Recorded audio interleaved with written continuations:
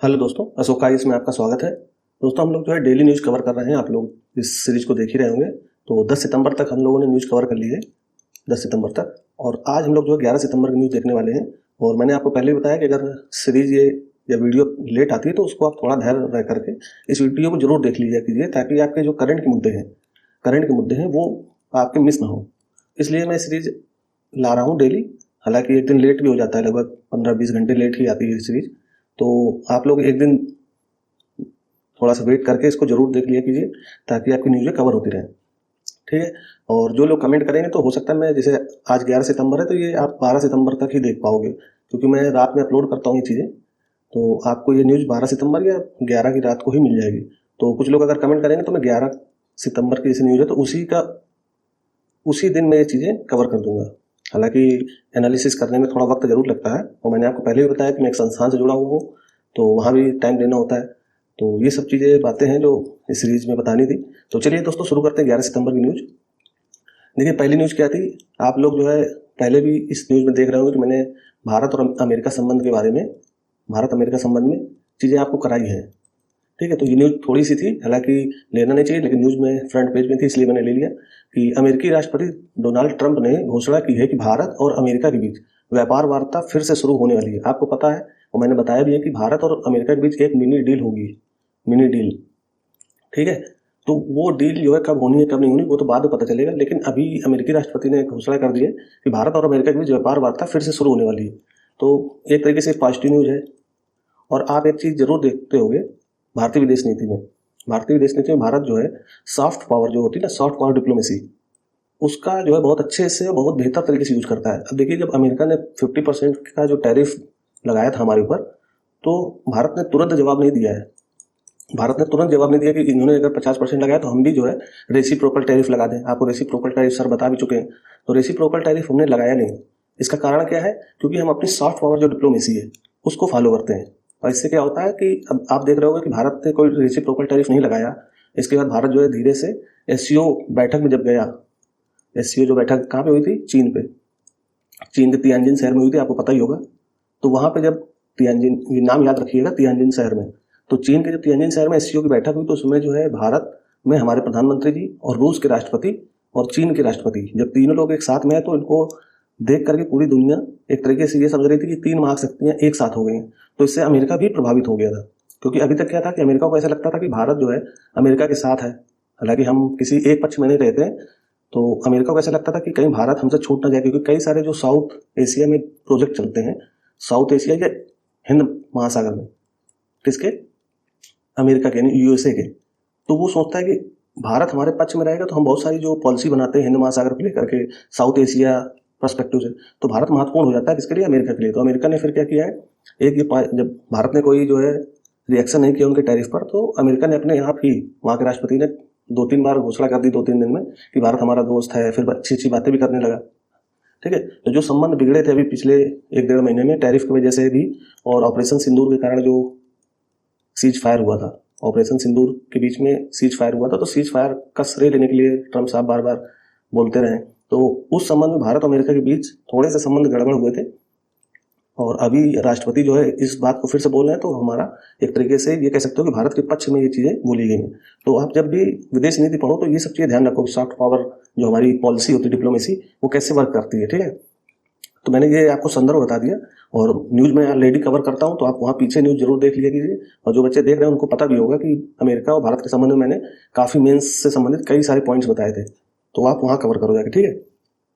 और आगे न्यूज़ में बता रहा है कि उन्होंने राष्ट्रपति जी ने और प्रधानमंत्री नरेंद्र मोदी जी ने सोशल मीडिया पर सौहार्दपूर्ण संदेशों का आदान प्रदान किया। मतलब इधर से राष्ट्रपति ने जो है कुछ बोला तो हमारे प्रधानमंत्री जी ने भी उनके ट्विटर हैंडल पर रिप्लाई दिया है। तो ये सब चीज़ें ध्यान रखा कीजिए, ताकि आपको विदेश नीति में और आईआर में भी, आईआर में जो अमेरिका और भारत संबंध के संदर्भ में कोई अगर क्वेश्चन आता है तो आप उसको सॉल्व कर सको। तो ये न्यूज़ थी, मैंने कवर कर दी है। और जो भी इसके मेंस वाले की पॉइंट्स थे वो मैंने पिछली न्यूज़ों में कवर किया हुआ है।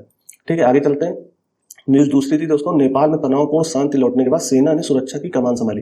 अब आपको पता ही होगा कि नेपाल में प्रदर्शन चल रहा है, चल कह रहा है शांत हो गया है। हालांकि शांत मतलब तनावपूर्ण है लेकिन शांत है। ठीक है। तो आपको मैंने इसका पूरा जो है संदर्भ बताया था। ये मैंने कल न्यूज़ इसलिए ले ली ताकि आपको बता सकूं कि मैंने नेपाल के संदर्भ में जितने भी की पॉइंट्स थे, मैपिंग को लेकर के भी, और इसके अलावा मैपिंग भी मैंने कराई है भारत और नेपाल की। इसके अलावा भारत और नेपाल में जो मुद्दे थे, जो विवादित मुद्दे थे, जैसे काला पानी हो गया, लिपलेख हो गया, ठीक है, तो ये मुद्दे भी मैंने आपको कराए हैं, विवादित मुद्दे, ठीक है। और इसके अलावा मैंने भारत और नेपाल संबंध में कुछ की पॉइंट्स भी बताए थे, तो उसको आप कवर करो जाके पिछली न्यूज़ में। देखिए, कोई चीज़ मैं जब कवर कर लेता हूँ तो फिर कोशिश करता हूँ कि उसको बार बार ना लाया जाए। तो जो भी नए अभ्यर्थी हैं वो हमारी सीरीज अभी पीछे देखेंगे, आपको 9 सितंबर से 10 सितंबर के बीच अगर न्यूज़ देख लोगे तो भारत और नेपाल के संदर्भ में जितने मेंस के की पॉइंट्स हैं और मैपिंग, इसके अलावा जितने भी विवादित मुद्दे वो सारे मैंने जो है उसमें करा रखे हैं, तो वहाँ से आप देखो जा करके, ठीक है। तो ये मैं न्यूज़ ज़्यादा चर्चा नहीं कर रहा हूँ क्योंकि ऑलरेडी मैं करा चुका हूँ, ठीक। आगे चलते हैं दोस्तों। प्री से संबंधित देखिए एक न्यूज़ थी, बहुत अच्छी है कि दिल्ली सरकार रेबीज नियंत्रण के लिए, अब आपको पता होगा रेबीज किससे फैलता है, तो रेबीज नियंत्रण के लिए 10 लाख आवारा कुत्तों में माइक्रोचिप लगाएगा। अब ये माइक्रोचिप से संबंधित क्वेश्चन पूछ सकता है कौन, यूपीएससी, कि माइक्रोचिप क्या है, ये कुत्तों में जो लगाए जाते हैं वो क्या है। इसके अलावा एक की पॉइंट याद रखना जो पीसीएस देने वाले, कि विश्व रेबीज दिवस 28 सितंबर को सेलिब्रेट किया जाता है। अब माइक्रोचिप लगाने के क्या क्या फायदे हो सकते हैं, ये यूपीएससी पूछ सकता है, ठीक है। तो यूपीएससी जब पूछता है तो इस टाइप के आपके माइंड में क्वेश्चन जाने चाहिए। देखो, दिल्ली संबंधित ये हालांकि कोई बहुत बड़ी न्यूज़ थी नहीं थी, लेकिन दिल्ली में थी इसलिए ये न्यूज़ इंपॉर्टेंट हो जाती है। ये अन्य क्षेत्र में होती तो मैं इसको कवर ना करता, क्योंकि दिल्ली में आपको पता ही होगा कि यूपीएससी का अपना कार्यालय भी है, ये यूपीएससी सेंटर भी बहुत सारे अधिकारी भी वहाँ पे बैठते हैं यूपीएससी में। तो वो लोग फिर ऐसी न्यूज़ पढ़ते हैं तो उनको लगता है हाँ ये क्वेश्चन बनाया जा सकता है माइक्रोचिप से संबंधित, क्योंकि चर्चा में है काफ़ी। आपको पता ही होगा कि सुप्रीम कोर्ट ने अभी कुछ ही समय पहले जो आवारा कुत्ते थे उनको शेल्टर होम भेजने के लिए बोल दिया था, फिर काफ़ी प्रोटेस्ट हुआ था। प्रोटेस्ट के बाद फिर से जो है सुप्रीम कोर्ट ने अपना बयान थोड़ा सा सुधार दिया था कि जो वैसे कुत्ते जो आवारा है और रेबीज फैलाने में या काटने में परेशान करते हैं लोगों को, तो वैसे कुत्तों केवल शेल्टर होम भेजा जाएगा, बाकी जो कुत्ते हैं उनको रेबीज का टीका जरूर लगाया जाएगा। तो इस संदर्भ में माइक्रोचिप से संबंधित जो है काफ़ी चर्चा थी। तो माइक्रोचिप समझ लेते हैं क्या है। आप चित्र देखो तो इससे आप समझ जाओगे। देखो, ये माइक्रोचिप, ये माइक्रोचिप है, इसका आप बड़ा रूप यहाँ देख सकते हो। ये माइक्रोचिप किसके शरीर में डाला जाता है, कुत्तों या जानवर के शरीर में डाला जाता है, और उस डालने वाली मशीन इंजेक्शन को ये बोलते हैं। ये देखो, इंजेक्शन ये है। तो ये इंजेक्शन के थ्रू इस माइक्रोचिप को कहाँ डालेंगे, डॉग के शरीर में। और इससे फायदा क्या होगा, इससे फायदा ये होगा कि जैसे मान लो दिल्ली सरकार कोई रेबीज नियंत्रण जो टीका लगाएगी या रेबीज संबंधित कोई भी प्रोग्राम या कुत्तों संबंधित कोई प्रोग्राम करेगी, तो उनको पता तो रहे कि किस कुत्तों को हमने ये चीज़ कर ली है, किसको नहीं की है। तो इसका आइडेंटिफिकेशन करने के लिए, किनका आइडेंटिफिकेशन करने के लिए, कुत्तों का, और इनका नियंत्रण कि जिनको मैंने रेबीज टीके लगवा दिए हैं या कुत्तों में जो भी टीके लगते हैं तो वो आइडेंटिफाई भी हो सकते हैं इन्हीं माइक्रोचिप से। और माइक्रोचिप से जो माइक्रोचिप का ये आप देखोगे मशीन, इसी मशीन से पता किया जाता है कि किस कुत्ते में माइक्रोचिप लगी हुई है। मान लीजिए वो बॉडी के अंदर चलेगी तो कैसे पता करोगे, तो इस मशीन के द्वारा ये जो है सेंसर टाइप का होता है, ये आसानी से चीज़ों को पकड़ लेता है। तो ये माइक्रोचिप इसी के थ्रू, यानी इस इंजेक्शन के थ्रू बॉडी में डाला जाएगा कुत्तों के, ताकि रेबीज नियंत्रण किया जा सके। किस क्षेत्र में, दिल्ली में। और ये अन्य क्षेत्र में भी होते हैं कई, जो है जैसे बेंगलुरु का एक मामला अच्छा था, बेंगलुरु में ये चीज़ की गई थी। तो ऐसे उदाहरण याद रखो ताकि आपको जो जीएस पेपर 2 है उससे संबंधित कोई क्वेश्चन आता है, क्योंकि करंट के मुद्दे वहीं पूछे जाते हैं। और ये भारतीय समाज में किस तरह से घुले मिले होते हैं पालतू जानवर, तो इस संदर्भ में कोई क्वेश्चन पूछता है मेंस में, तो उस तरह के आप उदाहरण दे करके आप चीज़ें कवर कर सकते हो, ठीक है। तो माइक्रोचिप याद रखना, इसके संदर्भ में मैंने बता दी चीज़ें। हो सकता है कि यूपीएससी कुछ ऐसा क्वेश्चन बना दे कि रेबीज नियंत्रण करने के लिए कौन कौन से उपाय हो सकते हैं, तो एक माइक्रोचिप का भी उपाय लिखा जा सकता है। ये कथन में प्री में डाल दिया, प्री में कोई कथन बना दिया, तो वहाँ पे आप माइक्रोचिप समझ जाओगे। अब इसको जो लोग नहीं समझ पाए हैं तो वो एक बार जो है इसको यूट्यूब में या गूगल में करके देख सकते हैं। हालांकि मैंने कोशिश की पूरा बताने के लिए, फिर भी अगर आप वीडियो माध्यम में देखना चाहते हो तो आप यूट्यूब में सर्च कीजिएगा, तो वहाँ आप देख पाओगे कि माइक्रोचिप कैसे इंजेक्ट की जाती है किसी डॉग पर या किसी का पालतू जानवर पर, ठीक है। आगे चलते हैं। एक दोस्तों न्यूज़ थी पश्चिम बंगाल को, मतलब एक नदी संबंधित, जो एक नदी है वहाँ पे संकोस नदी, जो भूटान से निकल करके पश्चिम बंगाल वाले क्षेत्र में आती है। तो उसी संदर्भ में पश्चिम बंगाल को भारत भूटान जल आयोग बनाने की जो बात चली है, उस गठन में एक सदस्य के रूप में बनाया गया किसको, पश्चिम बंगाल को। ये कौन बोल रहे हैं, वहाँ की सीएम बोल रही है, ममता बनर्जी जी, सीएम ऑफ वेस्ट बंगाल। उन्होंने बोला है कि पश्चिम बंगाल को भी एक सदस्य के रूप में इस जल आयोग में, यानी भारत भूटान जल आयोग में एक सदस्य के रूप में रखा जाए। तो ये तो थी न्यूज, लेकिन अपने मतलब की क्या बात थी, जो भूटान से नदी निकलती संकोस नदी, मैं अभी इसकी मैपिंग कराऊंगा। तो भूटान की संकोस नदी का पानी पश्चिम बंगाल के जलाईपुड़ी या अलीपुर द्वार में बाढ़ लाता है। यानी आपको पता ही होगा कि देखो बिहार में कौन सी नदी बाढ़ लाती है, आपको पता ही होना चाहिए, कोसी, ठीक है। ये सब गंगा की सहायक नदी हो गई, और ये संकोस नदी किसकी सहायक नदी है, ब्रह्मपुत्र की। तो ये याद रखना। हो सकता है मैचिंग में यूपीएससी प्री में क्वेश्चन बना दे कि कोसी ऐसे लिख देगा, ये किसकी सहायक नदी है, इधर लिख देगा गंगा, ठीक है, और इधर लिख देगा संकोस, और इस तरफ लिख देगा दूसरी कोई नदी लिख देगा, मान लीजिए उन्होंने लिख दिया कावेरी, तो आप जो कंफ्यूज ना हो, इसलिए मैंने ये न्यूज ली है। ध्यान रखना, संकोच नदी किसकी सहायक नदी? ब्रह्मपुत्र की। तो इसकी मैपिंग थोड़ी देख लेते हैं, मैपिंग देख लेते हैं। ये आपको पता होगा ब्रह्मपुत्र नदी कहाँ से निकलती है? मानसरोवर के आसपास ब्रह्मपुत्र नदी निकल करके तिब्बत वाले क्षेत्र से होकर के अरुणाचल प्रदेश के ये दिहांग के आसपास ये भारत में इंटर करती है, और भारत में इंटर करके ये जो है असम का क्षेत्र कवर करते हुए कहाँ जाती है? बांग्लादेश में। तो इसी की सहायक नदी यहाँ भूटान के पास जो है संकोच नदी भी है। तो आप ये मैप यहाँ पे, ये पूरा मैप यहाँ देखो इस जगह पे, ठीक है। ये ब्रह्मपुत्र नदी आ रही है, ब्लैक में देख रहे हो, मैं पेन चेंज करके दिखाता हूँ आपको। ये जो है ब्रह्मपुत्र नदी है। अब इस ब्रह्मपुत्र नदी में कौन कौन सी नदियाँ मिलती हैं आके, तो आप अगर राइट साइड से देखोगे तो पहले आती है सुबनसिरी, ठीक है। राइट साइड से मैं बोल रहा हूँ, नदी के दिशा में देखना है, तो नदी की दिशा में सबसे पहले आएगी सुबनसिरी, फिर मानस। हालांकि और छोटी छोटी जैसे बरंडई है करके एक नदी है, तो छोटी नदियाँ हो सकता है यूपीएससी ने पूछे, लेकिन ये जो मेजर नदियाँ हैं, मेजर रिवर्स है, इनकी संभावनाएं बहुत हो जाती हैं। और यूपीएससी पैटर्न आप अगर समझ गए, यूपीएससी किस तरह क्वेश्चन पूछता है, तो एक तो सीक्वेंस वाइज पूछता है कि इसके राइट साइड में क्रम से नदियाँ कौन कौन सी मिलती हैं, तो क्रम से कौन सी होगी? सुबनसिरी हो गई, फिर मानस, और इसके बाद ये है संकोच, फिर इसके बाद तीस्ता। आपको पता ही होगा तीस्ता संकोच दोनों भूटान के आसपास। तीस्ता तो आपकी सिक्किम से निकलती है, ये आपको पता होना चाहिए कि सिक्किम से कौन सी नदी निकलती है? तीस्ता, और ये वेस्ट बंगाल होते हुए ब्रह्मपुत्र में आके मिल जाती है बांग्लादेश में। तो सिक्किम से तीस्ता निकल रही है, और संकोच नदी यहाँ पे भूटान है, इस जगह पे तो संकोच आती है भूटान से। तो ध्यान रखना कि इसी संकोच के कारण पश्चिम बंगाल के उत्तरी क्षेत्र में, आप अगर पश्चिम बंगाल का पूरा क्षेत्र देखोगे दार्जिलिंग वाला, तो वहाँ पे इसी संकोच नदी के कारण बाढ़ की समस्याएं आती हैं। और ये जो जिले मैंने बताया ना आपको, जलपाईगुड़ी और अलीपुरद्वार, ये भी मतलब कि पश्चिम बंगाल के उत्तरी क्षेत्र में। अगर आप पश्चिम बंगाल का एरिया देखोगे तो इस तरह के बना होता है ऐसे, ये पश्चिम बंगाल का क्षेत्र है ऐसे। तो यहाँ पे अगर आप देखोगे तो ये वाला क्षेत्र जो है ये संकोच नदी के बाढ़ वाले क्षेत्र में आ जाता है, ये वाला क्षेत्र। तो आप मैपिंग थोड़ा ध्यान रखोगे तो आपको चीजें कवर हो जाएंगी, ठीक है। तो संकोच नदी याद रखना किसकी सहायक नदी है? ब्रह्मपुत्र की। अब इसकी देखिए लेफ्ट साइड से जो नदियां मिलती हैं उसको भी थोड़ा कवर कर लेते हैं। यहाँ अगर आप देखोगे तो यहाँ पे आती है दिबांग नदी, जो किसकी सहायक नदी है? ब्रह्मपुत्र की। उसके बाद लोहित और दिबांग बिल्कुल आसपास ही मिल जाती हैं। तो ब्रह्मपुत्र में ये सबसे पहले लेफ्ट साइड से मिलती हैं दिबांग, फिर लोहित। इसके बाद इधर जाओगे तो ये एक बारालिनासी है एक रिवर, और यहाँ पे दिखोऊ है, और यहाँ पे धनसिरी, फिर इसके बाद कोलोंग या कोपली नदी भी बोल देते हैं इसको, ठीक है। तो ये नदी आपको याद होनी चाहिए। एक तो ये दिहांग, लोहित, ये बराली नारसी करके है। आप इसको एक बार देखना, मैं इसको कवर कर दूंगा अलग से। और आपको एक सूचना भी देनी थी कि आपके लिए मैंने एक चीज़ लगाई है, ये सीरीज हम लोग यूपीएससी के संदर्भ में लाने वाले हैं, यूपीएससी मैपिंग सीरीज। तो इसमें ऐसी नदी जो चर्चा में होती हैं, ठीक है, जो चर्चा में होती नदियाँ, उनको हम लोग जो है कवर करेंगे यहीं पे।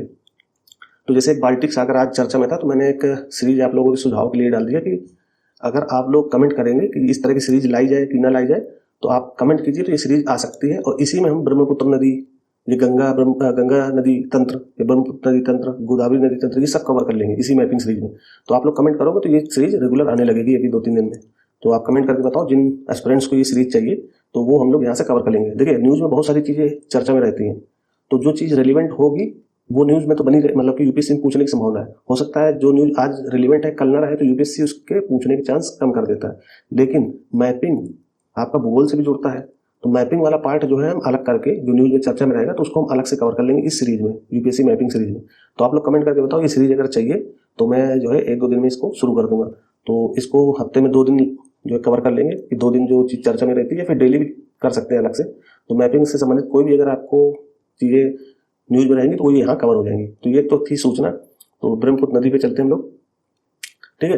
तो ये नदी हम लोग इसी मैपिंग सीरीज में कवर कर लेंगे। तो अभी हम लोग क्या करने वाले हैं, थोड़ा सा और मैपिंग देखते हैं किसके संदर्भ में, भूटान के संदर्भ में। तो थोड़ा सा देश, जो नए एस्पिरेंट्स हैं, न्यू एस्पिरेंट्स, उनको ये समस्या ना हो कि हमें इग्नोर किया जा रहा है, तो वो भी ध्यान से देख ले कि भूटान कहाँ पर है। भूटान देखोगे तो भूटान भारत और चाइना से ही केवल सीमा साझा करता है, नेपाल से सीमा साझा नहीं करता है। हो सकता है यूपीएससी पूछ ले, ये स्टेट पीसीएस पूछ ले। यूपीएससी देखो इस तरह के क्वेश्चन पहले पूछता था, अब थोड़े उन्होंने घुमा कर पूछना शुरू कर दिए, ठीक है, मैचिंग में मिला करके पूछ सकता है। तो चाइना और इधर इंडिया का ही पार्टी असम वाला क्षेत्र है, असम और पश्चिम बंगाल का क्षेत्र, ठीक है। तो यहाँ पे भूटान के बॉर्डर्स इंडिया से शेयर होते हैं और चाइना से शेयर होते हैं। एक तो याद रखना, नेपाल की मैपिंग मैंने कराई थी, अब एक दिन में बांग्लादेश की भी मैपिंग करा दूंगा, ठीक है।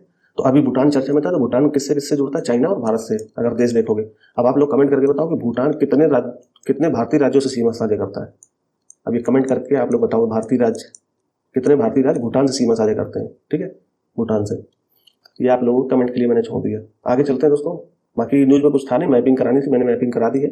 आगे चलते हैं, न्यूज़ 5 में एक अच्छी न्यूज़ थी प्री के उद्देश्य से, लेकिन जब प्री में क्वेश्चन बनते हैं ना तो फिर समझ में नहीं आता कहाँ से पूछ लिया। तो ऐसे न्यूज़ आपको कवर करनी चाहिए कि केंद्रीय जनजातीय कार्य मंत्रालय ने बुधवार को आदि संस्कृति का बीटा संस्करण लॉन्च किया है। अब यह है कि आदि संस्कृति का बीटा संस्करण जो आदिवासी कला कृतियों और विरासत, जो आदिवासी कल्चर है उनमें जो लोग कला वगैरह बनाते हैं, उनकी जो पारंपरिक विरासत है, वो सब उनके लिए एक डिजिटल प्लेटफॉर्म है। क्या यही बीटा संस्करण आदि संस्कृति का, तो डिजिटलाइज रूप में उनका, मैंने एक और आपको बताया था कि भील जनजाति का डिजिटल रूप में उनकी जो कहानियां हैं, उनकी परंपरागत कहानियां हैं, उनको डिजिटल रूप में अनुवाद करके प्रकाशित किया जाएगा। तो इस तरह की जब न्यूज आती है तो आप लोग कवर किया कीजिए ताकि आपका मेंस भी कवर होता रहे। ठीक है, तो आदि संस्कृति का बीटा संस्करण लॉन्च किया जो आदिवासी कलाकृतियों और विरासत के लिए एक डिजिटल प्लेटफॉर्म है। तो डिजिटल प्लेटफॉर्म है क्या, आदि संस्कृति का बीटा संस्करण। ये किसने लॉन्च किया, केंद्रीय जनजातीय कार्य मंत्रालय ने। ठीक है, तो इस प्लेटफॉर्म को आदिवासी समुदाय की संस्कृति और ज्ञान को संरक्षित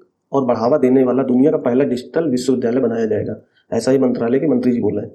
ठीक है, कि ये पूरे विश्व का सबसे बड़ा डिजिटल विश्वविद्यालय बनेगा, किसके लिए, आदिवासियों के लिए। तो ये याद रखना, जैसे व्हाट्सएप यूनिवर्सिटी है ना, व्हाट्सएप उसी तरह का ये बनाया जाएगा। ठीक है, इस पे आगे कुछ न्यूज दिए हैं, इस प्लेटफॉर्म में क्या क्या जुड़ेगा। तो इस प्लेटफॉर्म, यदि आदि संस्कृति का जो बीटा संस्करण है, उस प्लेटफॉर्म के 3 घटक हैं। तो ये 3 घटक याद रखना, यूपीएससी के संदर्भ से मैं बता रहा हूँ ताकि आपका कोई क्वेश्चन छूटे नहीं। एक तो इसमें एक घटक शामिल होगा आदि विश्वविद्यालय। इसका काम क्या होगा, डिजिटल आदिवासी कला अकादमी स्थापित की जाएगी। ठीक है, तो इसके घटक याद कर लो, बाकी और इसमें कुछ था नहीं। तो आदि विश्वविद्यालय याद रखना, आदि संपदा, आदि का मतलब आदिवासी। ठीक है, आदि संपदा में क्या आएगा, इसमें सामाजिक और सांस्कृतिक भंडार शामिल किए जाएंगे। इसके अलावा आदि हाट, हाट आप जानते होंगे, हाट। ठीक है, ये डिजिटल मार्केट के रूप में स्थापित किया जाएगा। तो ये 3 इसके घटक थे इसी प्लेटफॉर्म में, तो ये चीजें इसमें शामिल की जाएंगी। तो ये न्यूज याद रखना, आदि संस्कृति का बीटा संस्करण, यानी आदिवासी संस्कृति का बीटा संस्करण। तो ये किस लिए लाया जा रहा है, ताकि उनका जो कल्चर, उनकी जो विरासत, उनको सुरक्षित रखा जा सके डिजिटल फॉर्म में। ठीक है, आगे चलते हैं। देखिए, इसमें न्यूज ज़्यादा थी नहीं, तो मैंने बहुत कम न्यूज ली है, आज 6 न्यूज थी। तो आज एक एडिटोरियल बहुत अच्छा आया था, ये श्रीलंका के एक वकील के द्वारा, ये महिला वकील थी श्रीलंका की, उन्होंने लिखा है। तो एडिटोरियल था द वे फॉरवर्ड ऑन कच्चा तीवू पाक स्टेट डिस्प्यूट्स। यानी क्या कह रहे हैं, कच्चा तीवू जो क्षेत्र है, आपको पता ही होगा कि श्रीलंका के पास कच्चा तीवू, मैंने इसकी मैपिंग कराई है पहले, आप देखना चाहो तो पीछे की न्यूज़ देखो, और आज इसकी मैपिंग और अच्छे से करा दूंगा क्योंकि वहाँ मैंने जल्दी से कराया था। तो इसकी मैपिंग आज देखने वाले, कच्चा तीवू, जाफना, पाक जल डमरू मध्य। ठीक है, ये सब चीज़ें कवर करेंगे। तो ये पूरी न्यूज़ समझ लेते हैं। पहले इसका टाइटल देखो, द वे फॉरवर्ड ऑन कच्चा तीवू एंड पाक स्टेट डिस्प्यूट्स, यानी कच्चा तीवू और पाक जल डमरू मध्य विवादों पर आगे का रास्ता, ये टाइटल था जो श्रीलंका के एक महिला वकील ने लिखा हुआ है। ठीक है, तो इसमें कुछ पॉइंट्स है कि इन्होंने पहले तो एक विदेश नीति बताई भारत की, कि भारत ने ऐतिहासिक रूप से पंचशील सिद्धांतों, गुटनिरपेक्ष आंदोलन, जिसको हम बोलते हैं नॉन अलाइनमेंट मूवमेंट्स, नैम बोलते हैं ना शॉर्ट्स में, तो नैम गुटनिरपेक्ष आंदोलन ही नैम कहलाता है। ठीक, तो पंचशील सिद्धांतों, गुटनिरपेक्ष आंदोलन, दक्षिण एशियाई क्षेत्रीय सहयोग संघ यानी सार्क, और हाल ही में अपनी पड़ोसी प्रथम नीति, पड़ोसी प्रथम नीति का मतलब नेबरहुड फर्स्ट पॉलिसी जो भारत अपनाता है ना, कि सबसे पहले हमारे क्या है, पड़ोसी। तो ये जो नीति के माध्यम से क्षेत्रीय और वैश्विक कूटनीति को आकार दिया है। मतलब विदेश नीति में हम ये चीजें फॉलो करते हैं। एक तो पंचशील हो गया, आप ये याद रखना, पंचशील सिद्धांत किसके द्वारा दिया गया, आपको पता है, गुजराल सिद्धांत, पंचशील सिद्धांत, ये पता होना चाहिए। तो विदेश नीति में ये सब बहुत इंपॉर्टेंट कीवर्ड्स हैं। तो पंचशील सिद्धांत क्या है, अब आप कमेंट करो क्या है। पंचशील सिद्धांत हो गया, इसके अलावा नैम यानी non alignment movements, SAARC, SAARC इसके लिए है South Asian association regional for cooperation, यानी सहयोग के लिए साउथ एशिया में। इसके अलावा ये जो नेबरहुड फर्स्ट नीति policy, neighbourhood first policy, NFP बोल सकते हैं उसको। ठीक है, तो जो नेबरहुड फर्स्ट पॉलिसी, इसके द्वारा, इन विदेश नीति के द्वारा, इन क्षेत्रीय वैश्विक कूटनीति के द्वारा पूरे विदेश नीति को किसने, भारत ने आकार दिया है। उसी संदर्भ में इन्होंने बताया है। लेकिन वो एक और बात बोले जाएगी, लेकिन कच्चा तीवू और पाक जल डमरू में, पाल जल डमरू मध्य में मत्स्य संकट और समृद्धता के लिए कुछ विवाद अभी भी हैं भारत और श्रीलंका के बीच में। तो भारत श्रीलंका के बीच में जो विवादित क्षेत्र है, कच्चा तीवू, जाफना और इसके अलावा रामेश्वर, तो इसके आसपास के हम थोड़ी मैपिंग भी देखेंगे। और ये जो लेखक बोल रहे हैं कि भारत और श्रीलंका के मध्य ये विवादित मुद्दे अभी भी बरकरार हैं। फिर इन्होंने एक संदर्भ दिया है किसका, यूएन क्लॉज का। आप लोग यूएन क्लॉज जानते होंगे, समुद्र से संबंधित संयुक्त राष्ट्र का एक क्या है, कह सकते हो ये कानून है या एक तरीके से नियम है। तो संयुक्त राष्ट्र समुद्री कानून सम्मेलन यूएन क्लॉज, इसको आप याद रखना, यूएन क्लॉज न केवल समुद्री संसाधनों के समतापूर्ण उपयोग पर बल्कि उनके संरक्षण पर जोर देता है। इन्होंने एक जो है संदर्भ दिया कि जो है यूएन क्लॉज भी ऐसी बात करता है कि हमें समुद्री संसाधन कैसे यूज करना चाहिए समतापूर्ण, यानी भारत भी यूज करे और श्रीलंका भी यूज करे, क्योंकि श्रीलंका की जो लेखिका है वो बोले कि श्रीलंका के पक्ष में जो समुद्री संसाधन वो कम आते हैं, भारत वो ज़्यादा ले जाता है। जैसे मत्स्य हो गया, मछली होगी, मछली पकड़ना हो गया, और भी अन्य संपदा होती है जो समुद्र में पाई जाती है, तो उसमें भारत की हिस्सेदारी ज़्यादा हो जाती है। तो उनकी यही शिकायत है कि श्रीलंका को वो चीज़ें कम मिलती हैं और यही विवाद का मुद्दा बना हुआ है। ठीक, तो समतापूर्ण उपयोग पर बल्कि उनके संरक्षण पर भी जोर देता है ये यूएन क्लॉज कि आप इस तरह का समुद्री उत्पाद मत निकाल लो ताकि समुद्र के वो उत्पाद ही खत्म हो जाए। इससे क्या होगा, जो समुद्र की जैव विविधता है वो संकट में आ सकती है, जैव विविधता भी संकट में आ सकती है अगर हमने ज़्यादा संसाधन यूज कर लिए समुद्र के। तो यूएन क्लॉज का भी इन्होंने जिक्र किया। आगे चलते हैं। देखिए ये बात हो गई यूएन क्लॉज के संदर्भ में। इन्होंने और एक दो बातें कहीं, पहले वो समझ लेते हैं।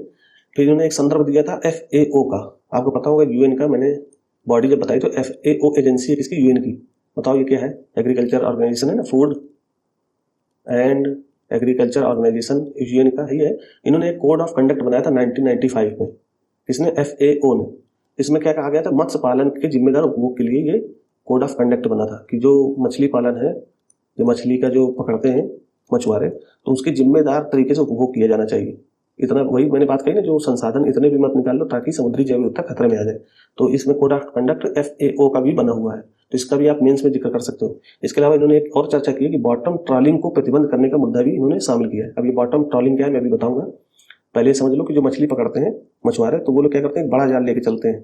बड़ा जाल क्या करते हैं, वो अपने नाव में बैठे बैठे उस बड़े जाल को समुद्र फेंकते हैं और समुद्र से फिर वो नीचे तक जाता है, समुद्र के नीचे गहराई तक। फिर बहुत सारे उसमें जीव, बहुत सारे अन्य तरह के जैव पदार्थ उसमें शामिल हो जाते हैं। अब उन मछुआरों को चाहिए केवल मछली, उसके साथ साथ उसमें अन्य कछुए जैसे हो गया या अन्य कोई जो है जली जीव भी आ जाता है साथ में, तो वो उस जली जीव को छोड़ देते हैं ऐसे ही। तो वो क्या होता है, वो जली जीव मर जाते हैं उस जाल में फंस करके भी, और जब बाहर निकालोगे किसी जली जीव को तो ऑलरेडी वो मरेगा ही। तो इससे क्या होगा, जैव विविधता को हानि होती है इस बॉटम ट्रॉलिंग से। अभी मैं बॉटम ट्रॉलिंग बताऊंगा क्या होती है। ये मछली पकड़ने की एक पूरी विधि है, मछली पकड़ते हैं जो मछुआरे वो इसी बॉटम ट्रॉली का यूज करते हैं। ठीक है, फिर इन्होंने एक और बात कही कि कच्चा तीव्र क्षेत्र बंजर है, केवल एक चर्च बनी हुई है। मतलब जो कच्चा तीव्र क्षेत्र श्रीलंका और भारत के क्षेत्र में, समुद्री क्षेत्र में, वहाँ पूरा ये बंजर है, मतलब वहाँ कुछ है नहीं, न तो वहाँ कोई रहता है और ना ही वो जो है रहने लायक है, वहाँ केवल एक चर्च बनी हुई है। फिर श्रीलंका के पास है, ये तो अलग चीज हो गई। और एक संधि इन्होंने जो है बताई है अपने इसी लेख में कि 1974 का भारत श्रीलंका संधि समझौता है। तो अभी क्या है कि 1974 में जब इंदिरा गांधी जी की सरकार थी तो भारत और श्रीलंका के बीच एक समझौता हुआ था, भारत और श्रीलंका के बीच। उसमें इसी कच्चा तीवु क्षेत्र को, ये कच्चा तीवु द्वीप को भारत ने श्रीलंका को गिफ्ट दे दिया था। छोटा सा द्वीप है तो श्रीलंका को गिफ्ट दिया था। तो उसी संदर्भ में अभी श्रीलंका के पास है, लेकिन जो भारतीय मछुआरे जो तमिलनाडु के हैं वो इसको अपना ही क्षेत्र मानते हैं, इसको कच्चा तीवु को, और यहाँ पे मछुआरे जाके ठहरते हैं। ठीक है, तो कच्चा तीवु क्षेत्र अभी देख लेते हैं मैपिंग, हालांकि इसमें अब कुछ है नहीं, बॉटम ट्रॉलिंग अभी बताऊंगा मैं। अब ये कच्चा तीवु क्षेत्र समझते हैं कि कच्चा तीवु भारत और श्रीलंका के बीच पाक जल संधि। अब आप देखोगे तो ये पाक स्टेट है, आप अगर ये देख रहे होगे मैप तो पाक स्टेट आपको समझ में आ जाएगा। ये पूरा क्षेत्र पाक स्टेट का ही है। ठीक है, ये पूरा क्षेत्र तो पाक स्टेट में 285 एकड़ में विस्तृत एक निर्जन मतलब यहाँ कोई रहता नहीं है, एक द्वीप है कच्चा द्वीप। ये है कच्चा द्वीप, अगर आप देख पा रहे होगे तो यहाँ पे एक छोटा सा द्वीप है, बहुत छोटा, ये रेड कलर में। ठीक है, ये कच्चा द्वीप ही है ये। तो मैपिंग आपको समझ में आ गई होगी। फिर बोला भारतीय तट से लगभग 33 किलोमीटर दूर भारतीय तट है, ये आप देखोगे ये। ठीक है, तो भारतीय तट से 33 किलोमीटर दूर रामेश्वरम के उत्तर पूर्व में, यहाँ से उत्तर, ये रामेश्वरम द्वीप है, यहीं से उत्तर पूर्व में, और श्रीलंका के उत्तर सिरे पर जाफना से, ये जाफना यहाँ पे उत्तर सिरे में, जाफना से दक्षिण पश्चिम मतलब 62 किलोमीटर दक्षिण पश्चिम में स्थित क्या, कच्चा द्वीप। अब ये कच्चा द्वीप की लोकेशन है कि कहाँ पे कच्चा द्वीप है। ठीक है, ये कच्चा द्वीप मानव के स्थायी निवास के लिए उपयुक्त तो नहीं है क्योंकि द्वीप पर कोई पेयजल का स्रोत नहीं है। अब कच्चा द्वीप में लोग क्यों नहीं रहते, क्या, क्योंकि यहाँ पे पानी की कोई व्यवस्था नहीं है। अब कहोगे समुद्र का पानी है तो समुद्र का पानी पीने लायक थोड़ी नहीं होता है, तो साफ पानी की कोई व्यवस्था नहीं, इसलिए यहाँ पे कोई नहीं रहता है कच्चा द्वीप में। तो इसकी मैपिंग ध्यान रखना है, यहाँ पे जाफना है जो श्रीलंका का है, और ये कच्चा द्वीप भी अब श्रीलंका का हो गया। 1974 से एक संधि हुई थी, संधि समझौता, उसमें कच्चा द्वीप को किसको दे दिया गया है, श्रीलंका को। और आपको ये भी बता दें कि 14वीं शताब्दी में, पहले ये द्वीप था नहीं, 14वीं शताब्दी में एक ज्वालामुखी आया था इसी क्षेत्र में, उसी के दौरान ये द्वीप उभर कर आया है। यानी जब उसका लावा आता है ना पानी में, तो जब ये कठोर होगा तो यहाँ पे द्वीप का रूप ले लिया। ठीक है, तो कच्चा द्वीप एक द्वीप है जो ज्वालामुखी से बना है, ये याद रखना। आगे चलते हैं दोस्तों, मैंने आपको बताया कि बॉटम ट्रॉलिंग क्या है, इसको समझ लेते हैं। देखिए, बॉटम ट्रॉलिंग एक मछली पकड़ने की विधि है। अगर आप ये चित्र देखोगे तो मछली कैसे पकड़ते हैं, ये देखो समुद्री क्षेत्र है, समुद्री क्षेत्र में ये है नाव, ये शिप, ठीक। इसी शिप से जो मछुआरे होते हैं वो अपना जाल फेंकते हैं और ये जाल जो है ये नीचे मछली को पकड़ते हुए, और ये नाव आगे बढ़ता जाएगा, जाल इसके पीछे खींचता जाएगा इस तरह। इसमें बहुत सारे अन्य जीव भी फंस जाते हैं, जैसे कछुआ हो गया, ठीक है। तो कछुआ या अन्य कोई जीव, डुगोंग भी हो सकती है, डुगोंग आपको पता होगा, डुगोंग जली जीव है ना, अन्य क्षेत्र इसमें आ सकते हैं। तो मतलब अन्य जीव, ठीक है। तो डुगोंग के अलावा भी अन्य जीव आ सकते हैं जो मछुआरों के यूज करेंगे, मतलब मछुआरे उन जीव को छोड़ देते हैं, मछुआरे उन जीव को छोड़ देते हैं। तो उससे क्या होगा, वो जीव मर जाते हैं या फिर वो उस जलीय जीव में मतलब इनके साथ जो है रह नहीं पाते। तो इससे क्या होगा, जैव विविधता का हनन होगा। तो ध्यान से समझ लो जैव विविधता का हनन कैसे होता है। तो इसी जाल को कहा गया कि ये जो ट्रॉलिंग होती है, बॉटम ट्रॉलिंग, मछली पकड़ने की जो विधि है, इसको प्रतिबंध करना चाहिए। किसके द्वारा? भारत सरकार के द्वारा। ऐसा श्रीलंका की लेखक कह रही है। श्रीलंका की लेखक बोले कि ये जो मछुआरे, भारतीय मछुआरे लेके चलते हैं, इससे बहुत सारे जैव विविधता का हनन होता है। तो बॉटम ट्रॉलिंग यही है। तो बॉटम ट्रॉलिंग एक मछली पकड़ने की विधि जिसमें एक बड़ी नाव द्वारा खींचे गए भारी जाल का उपयोग समुद्र तल पर रहने वाली मछलियों और अन्य जीवों को पकड़ने के लिए किया जाता है। यह प्रक्रिया समुद्र तल को नुकसान पहुंचाती है, गैर लक्षित प्रजातियों को पकड़ती है। मैंने कहा ना कि जो उनका लक्ष्य नहीं है, किनका? मछुआरों का, वो भी पकड़ती है, जिन्हें बाई कैच कहते हैं। मतलब बाई कैच का मतलब कि ये धोखे से पकड़ गए हैं और दीर्घकालिक पर्यावरणीय क्षति करते हैं। तो यानी दीर्घकालिक मतलब जैव विविधता ही खतरे में डाल देते हैं। ऐसे बॉटम ट्रॉलिंग बंद होना चाहिए। तो जैव विविधता जब खतरे में होगी तो इससे क्या होगा कि समुद्री जो संसाधन है वो कहीं ना कहीं नुकसान में पहुंच जाएंगे। और इससे क्या होगा, जब जैव विविधता ही बिगड़ जाएगी तो पूरी जो फूड चेन है पृथ्वी की, वो कहीं ना कहीं टूट जाएगी या उससे कुछ ना कुछ नुकसान होना है। जैसे आप जान रहे होंगे कि पृथ्वी ऑलरेडी जलवायु परिवर्तन से जूझ रही है। हम लोग हर दिन जो है ऐसी न्यूज़ सुनते हैं कि जलवायु परिवर्तन के कारण ये नुकसान हुआ, जलवायु परिवर्तन के कारण मानसून के पैटर्न में चेंज आ रहा है। तो ये सब चीज़ें न्यूज़ में रहती हैं और इसका कारण भी यही है कि छोटे छोटे जैसे बॉटम ट्रॉलिंग हो गया, ये भी एक जैव विविधता को हनन करता है। तो जो फूड चेन है वो कहीं ना कहीं प्रभावित होगी और इसी से सारे तत्व जुड़े होते हैं, ठीक है। तो ये आप समझ गए होंगे बॉटम ट्रॉलिंग क्या होता है। कच्चा तीवू मैंने बता ही दिया आपको, ठीक। बाकी एक चीज और इसी न्यूज में थी, इन्होंने एक एग्जाम्पल दिया था लेखिका ने कि जिस तरह से बाल्टिक सागर मत्स्य सम्मेलन के द्वारा एक जो है उन्होंने उदाहरण दिया था, कहाँ का? बाल्टिक सागर का। कि वहां पर एक सम्मेलन हुआ, उसमें 3 देशों ने, लातविया, पोलैंड और यूरोपीय संघ के जो देश हैं, उन्होंने एक साझा तरीके से संसाधन, जो समुद्री संसाधन, उनका बंटवारा किया। इन तीनों देशों ने क्या किया? संसाधनों को साझा करते हैं। तो इन्होंने एक उदाहरण दिया, जिस तरह से बाल्टिक सागर मत्स्य सम्मेलन के द्वारा कई देश आपस में संसाधनों को साझा करते हैं, उसी तरह भारत और श्रीलंका को भी आपस में एक साझा सम्मेलन करना चाहिए, ताकि एक स्पष्ट स्थिति हो कि भारत कितना संसाधन ले सकता है और श्रीलंका कितना संसाधन ले सकता है। और इसकी मैपिंग मैंने लगा दी बाल्टिक सागर की। तो मैंने आपको बताया था कि ये जो है, अगर आप लोग कहोगे तो अलग से एक सीरीज में इसको कवर कर देंगे। हालांकि आप ये न्यूज में है तो इसको यहीं से देख लेते हैं कि बाल्टिक सागर में कौन कौन से देश शामिल होते हैं। तो अगर आप ये देखोगे तो यहाँ स्वीडन है, ठीक है।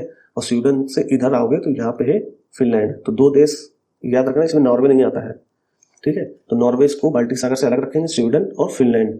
और यहाँ पे है गल्फ ऑफ फिनलैंड। फिर इसके बाद आओगे नीचे तो यहाँ पे इस्तोनिया है, और इस्तोनिया के नीचे ही लातविया है, ठीक। और लातविया के नीचे लिथुआनिया। इस तरह से। और यहाँ पे एक जो है रसिया का क्षेत्र है, तो रसिया वाले क्षेत्र को इधर रख देते हैं क्योंकि रसिया इधर है, उसका कुछ पार्ट यहाँ पे भी है, ठीक है। फिर इसके अलावा यहाँ देखो पोलैंड, यहाँ जर्मनी, फिर ये डेनमार्क का क्षेत्र है, ये वाला एरिया। तो इस तरह से बाल्टिक सागर को हम लोग कवर करके मतलब अपनी मैपिंग में इस चीज़ को कवर करते हैं, ठीक है। तो आपकी मैपिंग सारी कवर हो जाएंगी इसी न्यूज़ से। तो आप लोग कमेंट कीजिएगा कि ये सीरीज आगे लाना चाहिए कि नहीं लाना चाहिए, आप कमेंट करके बताओ। बाल्टिक सागर मतलब मेन हमारा उद्देश्य है कि यूपीएससी मैपिंग से संबंधित जो क्वेश्चन पूछता है, यूपीएससी जो भी क्वेश्चन पूछेगा उसको हम इस मैपिंग सीरीज में कवर कर सकते हैं, ठीक है। तो अभी आज हम लोग इतना ही रखते हैं, फिर कल मिलेंगे आपसे। तब तक के लिए नमस्कार और धन्यवाद।